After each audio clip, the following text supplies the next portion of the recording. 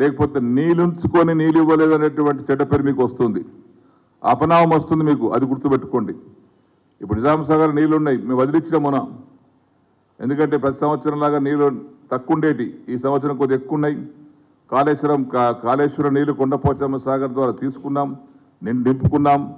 ఈరోజు వదులుకున్నాం అక్కడ నిజాం సాగర్ నీరు. అట్టనే మిగతా ప్రాజెక్ట్ నీళ్ళు ఉన్నాయి, వదిలిపెట్టండి. అక్కడ ఎందుకు వదిలిపెడతలేరు? అక్కడ దానికి కావాల్సినటువంటి ఆదేశాలు ఇవ్వండి అధికారులకు. కాబట్టి దీన్ని ఏమాత్రం వెనుక ముందు చూడకుండా ఆ నీటి వదిలిపెట్టవలసిందిగా కోరుతా ఉన్నాం. అదేవిధంగా నాగార్జున సాగర్ ప్రాజెక్టు ఉంది, అక్కడి నుంచి ఇప్పుడు 150 టీఎంసీల డెడ్ వాటర్ ఉంది. డ్రింకింగ్ వాటర్ కోసం ఇవ్వండి, దానికి ఒక ప్రొవిజన్ ఉంది. 510 అడుగుల కంటే తక్కువ పోతే లిఫ్ట్ చేసుకోవచ్చు, లిఫ్ట్ చేసుకొని పైపుల ద్వారా హైదరాబాద్ తాగడానికి ఇచ్చుకోవచ్చు. అక్కడ రైట్ కెనాల్ ద్వారానేమో వాళ్ళేమో ఆంధ్ర వాళ్ళు తీసుకెళ్తా ఉన్నారు ఇరిగేషన్ కోసం. మన తూమేమో మన సులుసు పైన ఉంది, 4 షోలో ఉంది. ఆ 4 షోలో ఉంది కాబట్టి మన నీళ్ళు రావు. ఎత్తిపోతా వేసుకుంటేనే లిఫ్ట్ చేసుకుంటేనే నీళ్ళు వస్తాయి మనకు. కనీసం తాగటానికని ఉపయోగించుకోండి, దాన్ని సద్వినియోగపరచుకోండి. ఇటు తాగటానికి ఇబ్బందికరంగా వస్తుంది, సాగునీటికి ఇబ్బందికరంగా ఉంది.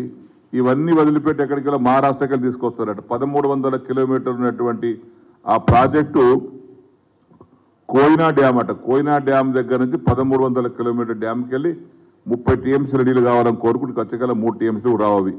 ఎవాపరేషన్, ట్రాన్స్మిషన్ లాసెస్ అవుతాయి.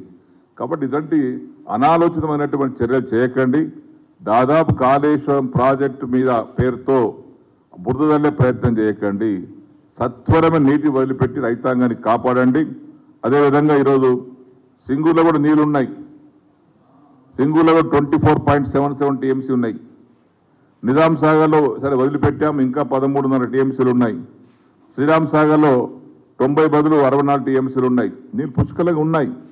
ఎంతవరకు ఇంక ఇవ్వగలుగుతారో నీటి పరిణామాన్ని బట్టి, నీటి కొలతను బట్టి ఎంత ఏరియాకి ఇవ్వగలుగుతారో లెక్క ఉంది ఒకటి, ఆ లెక్క ప్రకారం ఇవ్వండి. అంతేగాని నీటిని దాచిపెట్టుకొని రైతుకు ఇబ్బంది పెట్టి పంటలు పండకుండా నీళ్ళు ఇవ్వకుండా మేమేదో కాలయాపన చేస్తాం, బురద చల్లుతాం మీద. బురద చల్లే కార్యక్రమం అవసరం లేదండి. తెలుసు, ప్రజలందరూ తెలుసు ఎవరేం చేశారు. ఇరిగేషన్ ప్రాజెక్టు గురించి దేశంలో ఇరిగేషన్ ప్రాజెక్టు పితామహుడే కేసీఆర్ గారు. ఏదో చిన్న చిన్న పొరపాటు జరుగుతాయండి కన్స్ట్రక్షన్లో. ఆ కన్స్ట్రక్షన్ కంపెనీ బాధ్యత తీసుకుంటుంది. చెక్ డ్యాములు కడుతున్నాం, మాంజిలకు అడ్డం కానీ గోదావరికి అడ్డం కానీ చిన్న చిన్న డ్యాములు కడతా ఉన్నాం.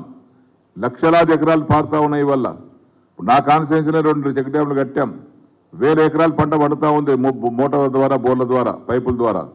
ఇట్లాంటి వాటర్ ఇచ్చి సద్వినియోగపరచుకోండి. దానివల్ల ఉపయోగపడుతుంది తప్పితే బేసిజాలకు పోయి ఈరోజు పట్టుదలకు పోయి మేము ఎందుకు ఇవ్వాలి నీళ్లు అనేటువంటి ఆలోచన మంచిది కాదు.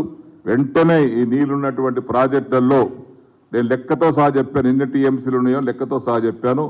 ఈ నీళ్ళని అన్నిటిని కూడా వదిలిపెట్టి రైతుకు పంట పండించడానికి అవకాశం ఉండి నీరు వదిలిపెట్టవలసి కోరుకుంటూ, రాష్ట్రంలో ధాన్యం కొరత ఏమైనా ఏర్పడితే రాష్ట్ర ప్రభుత్వం బాధ్యత వహించాల్సి వస్తుంది. ఎందుకంటే మనకు ఇప్పటికి అన్నపూర్ణగా పేరు వచ్చినటువంటి రాష్ట్రానికి మీరు అధోగతి పాలు చేయకండి. అనాలోచిత చర్య వల్ల రైతులకు ఇబ్బంది పెట్టకండి, మీకు చెడ్డ పేరు రాణించుకోకండి. ముఖ్యమంత్రి గారికి, ఇరిగేషన్ మంత్రి గారికి విజ్ఞప్తి చేస్తా ఉన్నాను. వెంటనే ఈ ప్రాజెక్టుల్లో ఎంత నీళ్ళైతే ఉన్నాయో ఇక్కడ టీఎంసీల లెక్కతో సహా చూపిస్తా ఉన్నాం. వెంటనే నీటిని వదిలిపెట్టవలసిందిగా విజ్ఞప్తి చేస్తా ఉన్నాం.